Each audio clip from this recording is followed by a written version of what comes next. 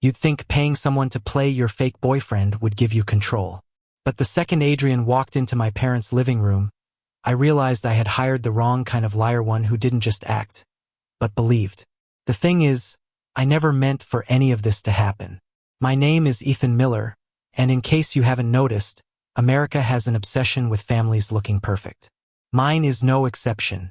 My mother hosts a family reunion every fall in upstate New York, and every year she asks me the same dreaded question. When will you bring someone home, Ethan? This year I panicked. Instead of giving my usual weak laugh and changing the subject, I made the mistake of saying, "Soon, Mom, really soon," which led to her triumphant declaration that she couldn't wait to finally meet the man who makes my heart happy. Only problem? There was no man. Not even close. Cue me scrolling late at night through shady online ads until I stumbled across one. Professional companion. Discreet. Convincing. Available for social events. Emailed. He replied within 10 minutes. His name was Adrian Cole.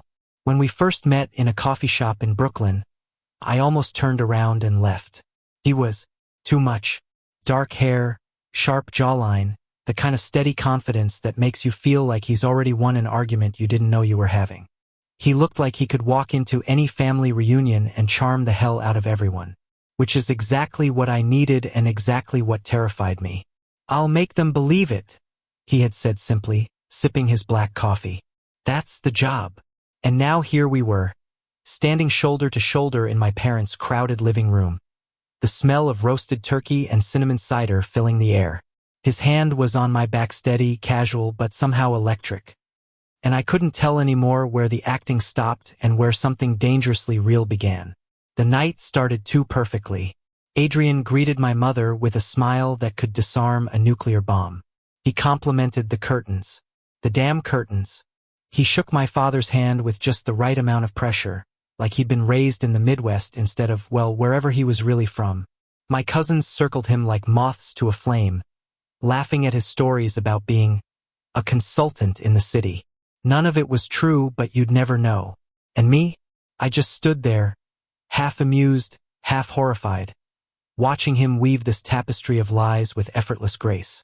He wasn't just playing a role. He was inhabiting it. At dinner, my mom leaned across the table and whispered, "Ethan, he's wonderful. You two look so in love." I nearly choked on my mashed potatoes. Adrian, without missing a beat, reached over and squeezed my hand like it was the most natural thing in the world. His thumb brushed against my knuckle, slow, grounding. Too convincing. I should have pulled away. I didn't. The problem with hiring a fake boyfriend is that no one warns you about the little things. Like the way he leaned in when I spoke, as if my words mattered more than anyone else's. Or how he laughed, not the polite kind, but the real, deep kind, when I accidentally made a sarcastic joke about my uncle's third divorce. Or how, when my cousin's kids spilled cranberry juice all over my shirt, Adrian was the first to leap up, tugging me toward the hallway bathroom with a soft, "Come on, babe, let's clean you up, babe." He called me babe. And suddenly we were alone, the sound of chatter muffled behind us, his hands tugging a paper towel across my chest. Too close, too careful. His eyes caught mine in the cracked bathroom mirror, and for the first time that night, neither of us looked like we were pretending. "You okay?" he asked quietly. "No, not even a little." "Yeah," I lied, but the night had other plans. My older brother, Matt, has always been suspicious of me. Not because of who I am, but because of who I'm not. He's the golden child, married, 3 kids, a mortgage, the whole American dream. I'm the mess, the one still fumbling, still searching. So of course Matt cornered me outside on the porch while Adrian charmed my grandparents inside. The crisp night air bit at my skin as he folded his arms, eyes sharp. "So how long have you two been together?" "Almost a year," I said, rehearsed. Matt smirked. "Funny, you never mentioned him." "Not once." I swallowed. "I like to keep things private." Or maybe, he leaned in, voice dropping, "He's not real." My chest tightened. The words cut too close to the truth. But before I could respond, the door creaked open and Adrian stepped out, carrying 2 mugs of hot cider like he had planned this exact rescue. "Everything okay out here?" he asked lightly, handing me a mug, then slipping an arm around my shoulders. Warm, protective, too real. Matt studied us both, suspicion flickering, but Adrian only smiled. "Your brother's been telling me embarrassing childhood stories about you. Did you really eat glue in kindergarten?" I almost laughed. Almost. Matt scowled and disappeared back inside, muttering something about kids these days. Adrian's arms stayed around me longer than necessary. "You don't owe him anything," he said quietly, his breath visible in the cold night. Something in my chest cracked open. The night unraveled like a thread I couldn't stop pulling. Inside, the laughter grew louder. Wine glasses clinked. Kids chased each other across the living room. But all I could hear was my heartbeat. All I could feel was the weight of Adrian's hand still resting on my shoulder as though it belonged there.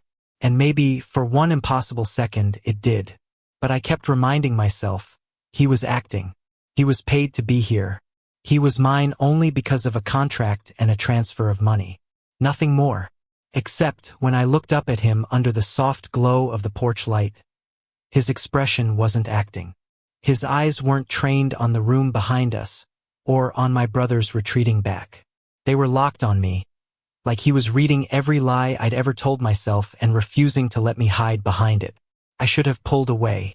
I should have gone back inside. Instead, I whispered, "You're taking this way too seriously." Adrian's lips curved into something that wasn't quite a smile. "Or maybe," he said, voice low, "you're not taking it seriously enough." The next morning was a blur of chaos. My mother buzzing around the kitchen, my father watching the news, cousins packing up their things. But through it all, Adrian stayed close. Too close. He carried boxes, played tag with the kids, even helped my mother with her never-ending dishes. "Where did you find him?" she whispered to me at one point, eyes sparkling. "Don't you dare let this one go, Ethan." If only she knew. By the time everyone started leaving, I felt like I was unraveling. Adrian had been perfect, too perfect, and now the party was over. Which meant so was our deal. In the quiet of my childhood bedroom, I finally faced him. He was folding the borrowed sweater I had lent him last night, his movements calm, deliberate, like he had all the time in the world. "So that's it, huh?" I said, my voice breaking more than I wanted it to. He looked up, brow furrowing. "What do you mean?" "You did the job. They loved you. You earned your money. Congratulations." The words came out harsher than I intended, like spitting out shards of glass. Adrian didn't flinch. He just set the sweater down and crossed the room in 3 steps. His hands found my shoulders, grounding me the way they always did. "Ethan," he said softly, "if you think this was just a job to me," he trailed off, shaking his head. "You're not paying me to stay here. You can't pay me to feel what I feel." My breath caught. "And what exactly do you feel?"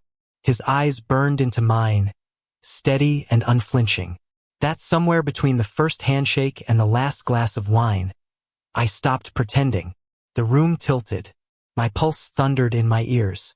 I wanted to believe him, but belief had always been dangerous for me. Hope was dangerous. "You don't know me," I whispered. "I know enough," he said, and then he leaned in slow, careful, giving me every chance to pull away. But I couldn't. When his lips touched mine, it wasn't a performance. It wasn't scripted. It was real, messy, fragile, and exactly what I had been starving for. But reality always waits on the other side of a kiss. When we drove back to the city that evening, silence hung heavy between us. I kept staring out the window, watching the trees blur into gray smudges, because if I looked at him too long, I'd start asking questions I wasn't brave enough to hear the answers to. At my apartment, he carried my bag up the stairs like it was nothing. Then he stopped at the door, shifting awkwardly, as though unsure of his next line. "Ethan," he said finally. "I meant what I said." I nodded, fumbling with my keys. "I know. Do you?" I swallowed. "I don't do well with my voice cracked. With people staying." He studied me for a long moment. "Then maybe it's time you let someone try." And then, with a gentleness that felt more intimate than the kiss itself, he pressed his forehead against mine. "Call me when you're ready," he whispered. And just like that, he was gone. Weeks passed. Life returned to its usual chaos: work deadlines, subway delays, late-night takeout. But nothing felt the same. My phone sat heavy on the nightstand every evening, his number glowing on the screen, waiting. I tried to convince myself it had been just a role, a temporary script we'd both agreed to play. But then I'd remember the way his thumb brushed my hand under the dinner table, the way his voice cracked when he said he wasn't pretending, the way he looked at me like I was worth staying for. And I realized I didn't want to keep living like I was waiting for the credits to roll. So one night, hands shaking, I finally called. He showed up 20 minutes later, out of breath like he had sprinted across half the city. "You okay?" he asked, eyes wide, scanning me like I might be broken. "I'm fine," I said, though my voice trembled. His shoulders dropped in relief. "Then why?" "Because I don't want this to end," I blurted out. My chest burned with the words I had buried for too long. "I don't care if we started with a lie. I don't care if this wasn't supposed to happen. I want it. I want you." For the first time since I'd met him, Adrian was speechless. Then his face broke into something raw, unguarded, almost boyish. "God, Ethan," he murmured. "I was hoping you'd say that."